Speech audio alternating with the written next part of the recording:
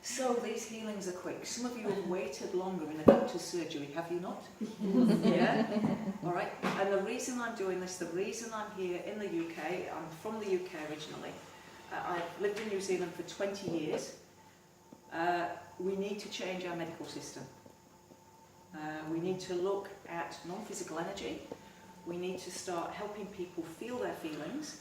Here, what the surgeons do is they feel your feelings for you. That's what they're essentially doing. And they clear it out of your space. And a healer can do that for you. But longer term, we all need to take responsibility for our health and learn to understand how different feelings are stored in different parts of the body. So what's your first name? Ruth. Ruth. And Ruth, tell us what's wrong with you. Well, I've got chronic fibromyalgia, so that's all the 18 trigger points. So I've got permanent tennis elbow. Basically every muscle group in my body is in pain. At the moment, my neck and my shoulders are in pain. I can't turn my head side. My feet are in chronic pain all the time. And I also have a problem with my blocked lymphatic system, so my legs don't drain. So I have trouble, my legs feel like they're concrete posts most of the time to walk with. So, okay. Wow, we've got a lot to do, haven't we? We've got a lot to do, or not. It's interesting. Are you starting to get intrigued?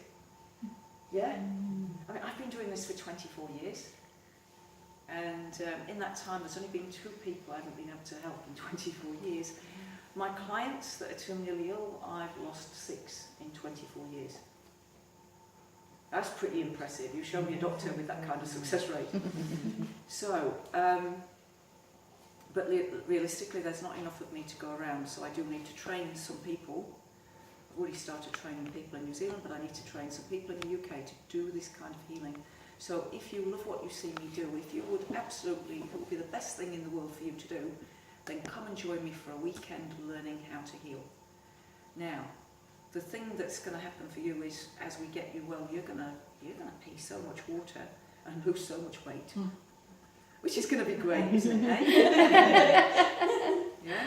Perfect. It's making me wonder why, guys, you have so much fibro in the UK. I do not have this prevalence of fibro in New Zealand.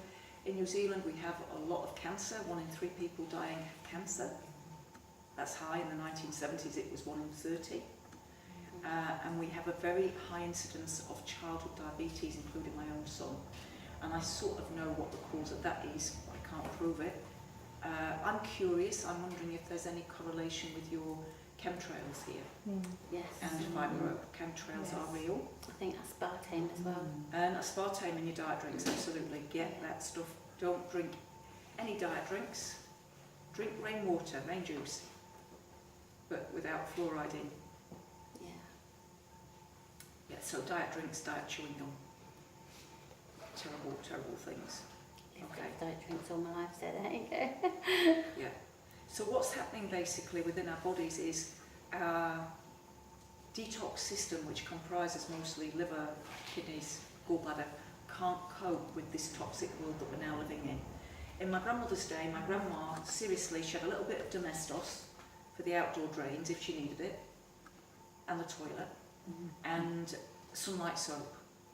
Everything was sunlight soap.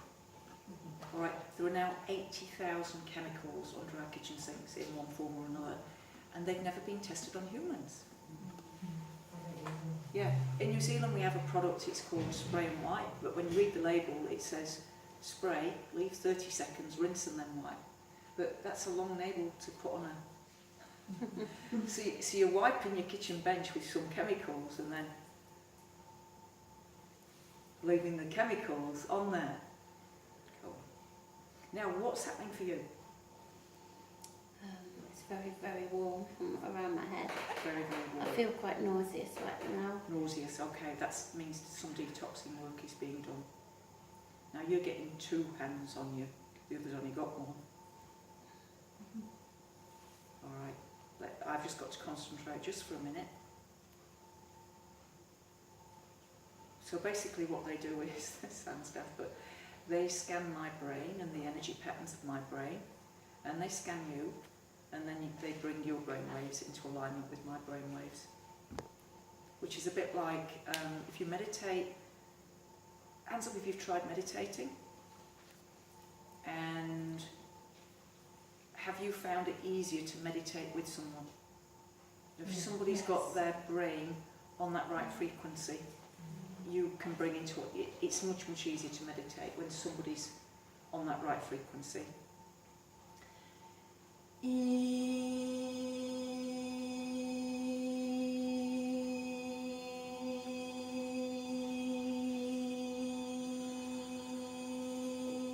Now I'm going to need a glass of water really soon, and I've not poured myself one. Julie, if you can grab one for me.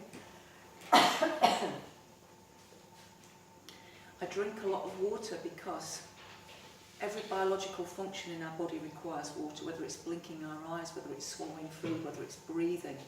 The lining of the lungs has a small film of water. Everything requires water. Back in our grandparents' day, they ate a lot of food that was just as nature grew it. Thank you so much. Now we're eating a lot more processed food, and that processed food has got less water content. Yeah, so drink plenty, drink plenty. By the time you're thirsty, your body's already dehydrated.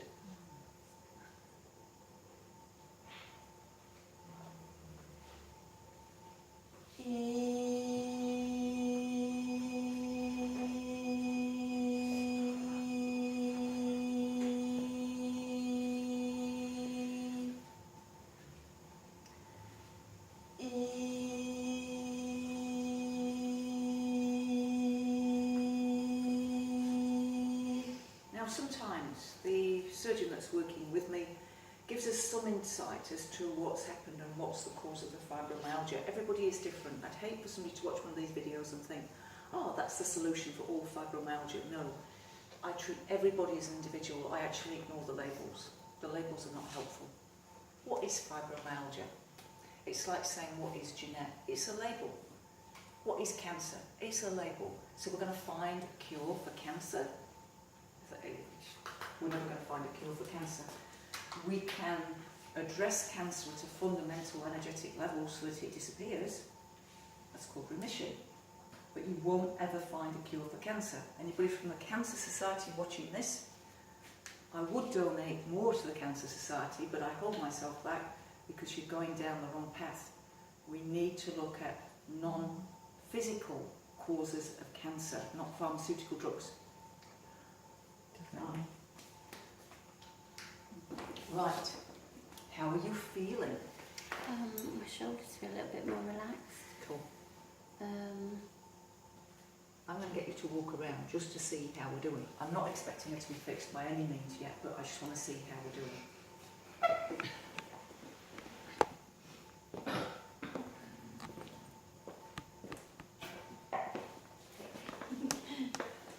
She's smiling. Click my knee click then. I feel a little bit lighter. Lighter, cool. A little bit, So yeah. sit in the chair again. Now when you say you feel lighter, how far down the body are you feeling lighter? Is it about your waist? Here, I About think, there, yeah. cool, yeah. Cool. Right, now I've got the nausea. So let me explain. Because the reason, sometimes people get upset with me because I'm not doing one-to-ones in the UK. The reason I'm not doing one-to-ones is I have a responsibility to access more people. If I do one-to-ones, my message ain't going to get across. There's a message. It's that medicine needs to change as we know it, and that we can all learn this. Everybody can learn this. You can learn this watching me on YouTube, just about. For free. Right, so let's talk about detox. All right, so this body gets overwhelmed.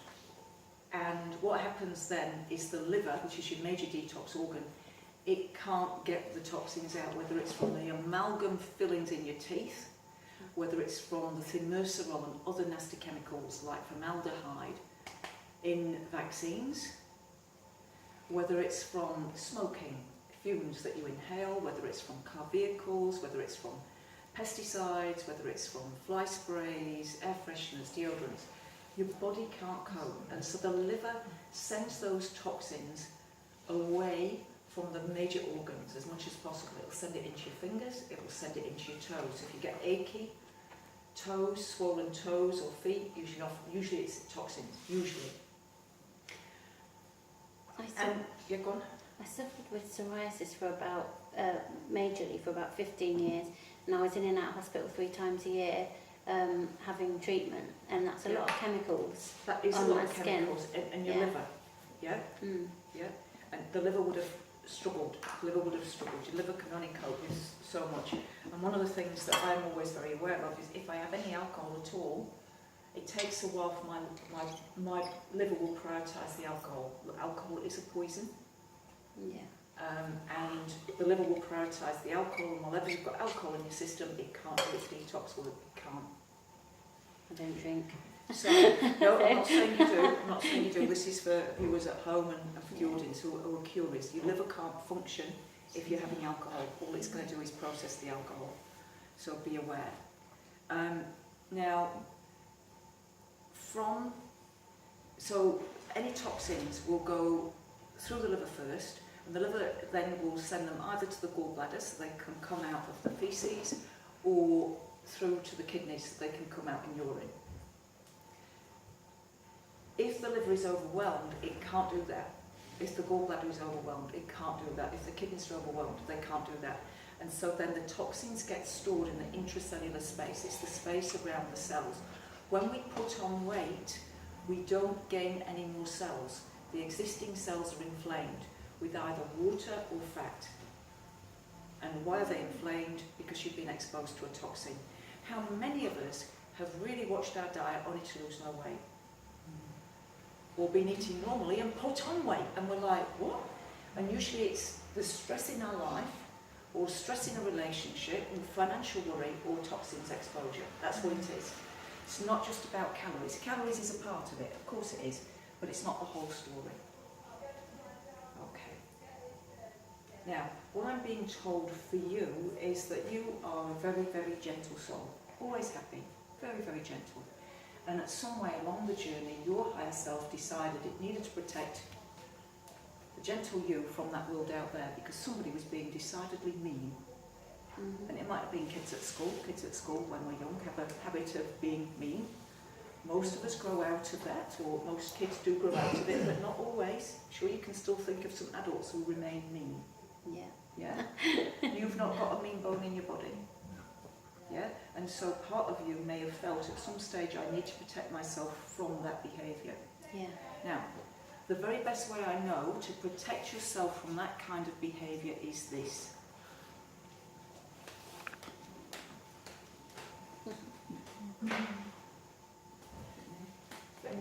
You leave. You leave. That's the very best way. If you're in a situation, whether it's a work situation, whether it's a relationship situation, and the vibes are bad, don't stay there protecting yourself with light. Leave. Make sure you've got another job lined up. Yeah? But don't stay there setting up protection. Leave.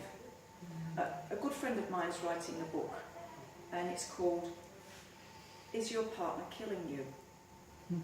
Because if it is a hostile home environment that you're returning to after a tiring day at work, and you're stressing out as you're driving home, what's he going to do, what's he going to say, are we going to talk tonight, are we going to argue or whatever, that's really quite stressful. It's really stressful there. And I've said to him that he's got the wrong title for the book. What he needs to call it is Your Partner Making You Fat?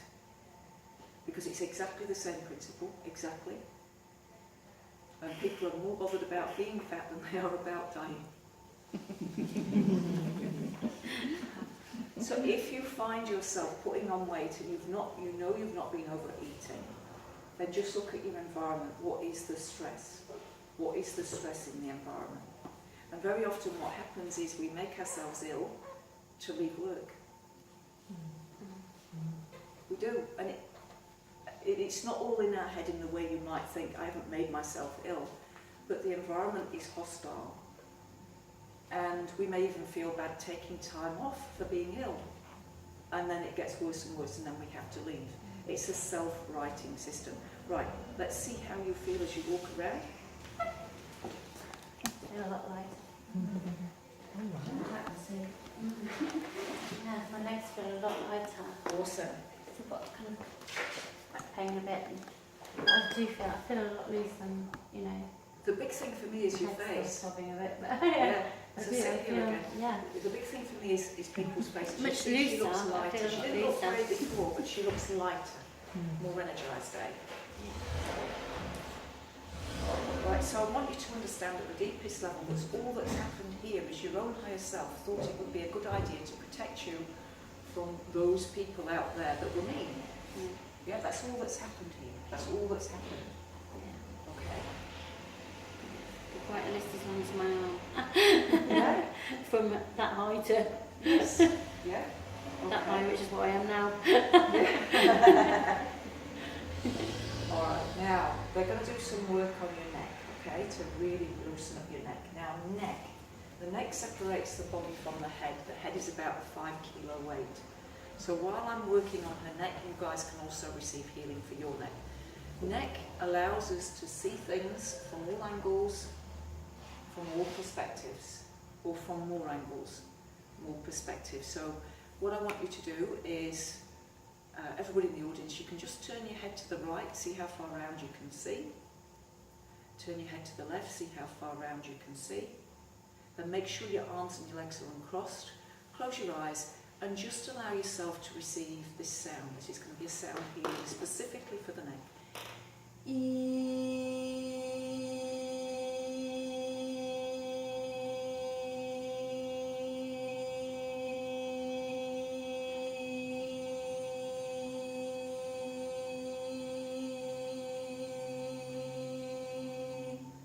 And say to yourself, as though you mean it, I see things from all angles. I see things from all sides.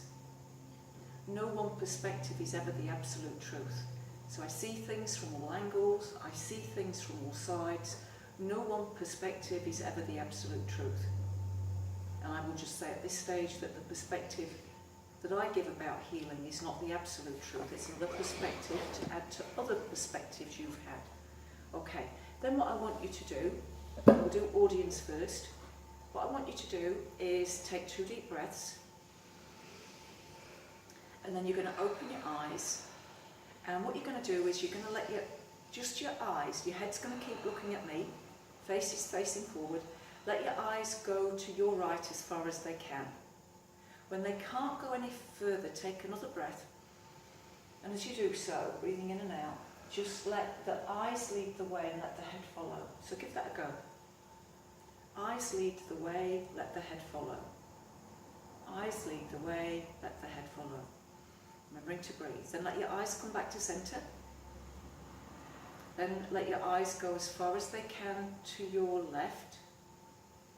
Another deep breath.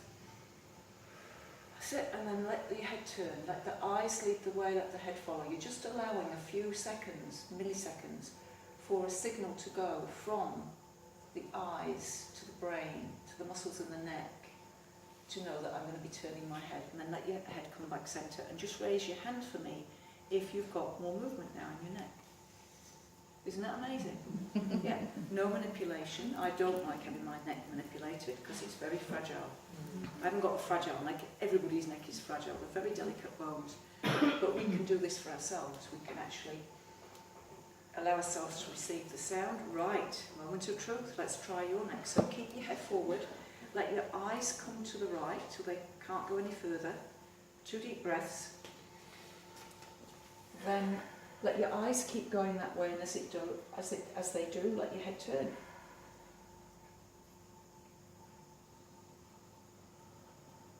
Wow. That is stunning, isn't it? Stunning. Right, now let your eyes come back centre. Let your eyes come just this way, keeping your head forward. When they can't go any further, then let your head turn. I see things from all angles. No one perspective is ever the truth. Wow. That looks so much better, doesn't Yeah. it? Yeah. I've been having to turn my body like this since being here, so that's amazing. Isn't that cool? Yeah. Isn't that cool? Fantastic. Right, let's get you walking again. Let's see how you're feeling. Much easier. Out the chair easier, walking The pain's faster. gone here as well. Excellent. I feel a lot lighter and a lot more relaxed as well. Yeah, awesome. Give her a round of applause.